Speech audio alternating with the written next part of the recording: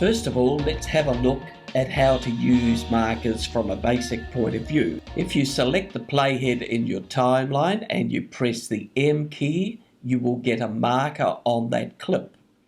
If it's an audio clip, you will get a separate marker.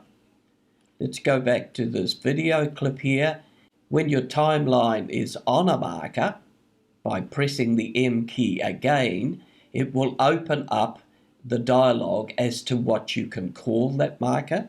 Incidentally, when you press an M and create a marker, if you press the M key immediately following, then it opens up that marker for you as well.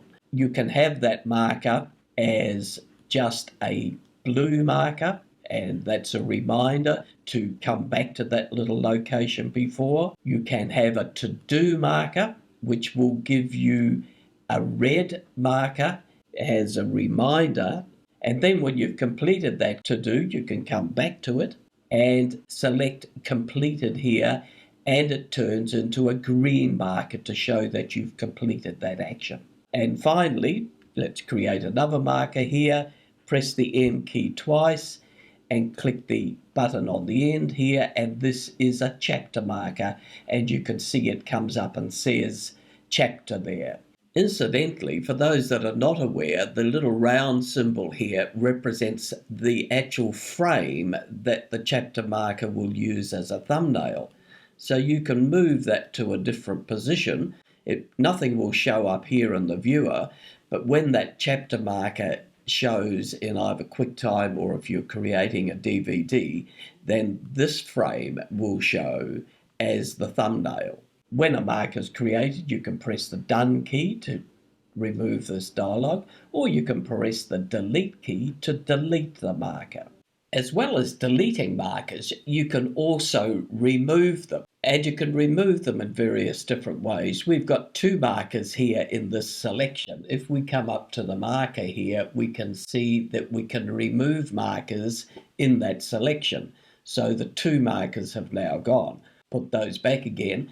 And this will also work with the range tool. So if you select the range tool and take that over several clips and then come up to the delete markers and selection, then those three markers have gone even though they're in separate clips. Finally, if you want to remove the markers in your whole project, then Command A will select the whole project. And then if you come up to remove markers or delete markers and selection, it will take them out of the whole project. Now, how do you access markers? Well, easiest way to access them is in the index. And if we select the index here, and you can see at the bottom here, this shows to-do markers. So if we click this one here, it will take us to that to-do marker. If we want to look at standard markers, then you'd click this little tag here, and these are the standard markers here. And coming over to the right-hand side, if you click this one, it shows the chapter markers. So when you click on this one, it will take you to the chapter markers. And a tip for those of you who are using Final Cut to create YouTube videos, I use the chapter marker to store my numbers for the timestamps that I put in the video, so that your viewers can then jump directly to a particular part of the video, and this could very well encourage them to save your videos on YouTube and keep them for future reference.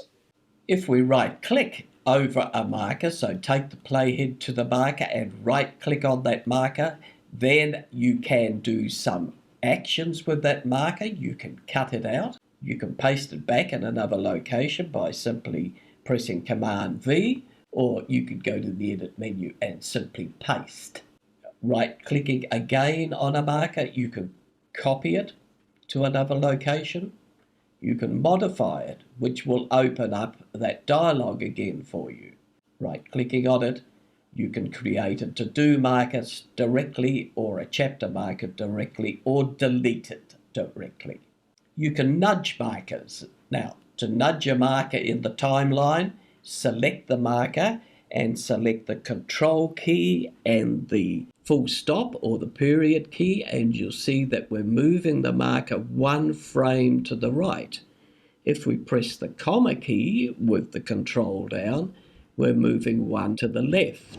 Now, this works differently in an audio clip.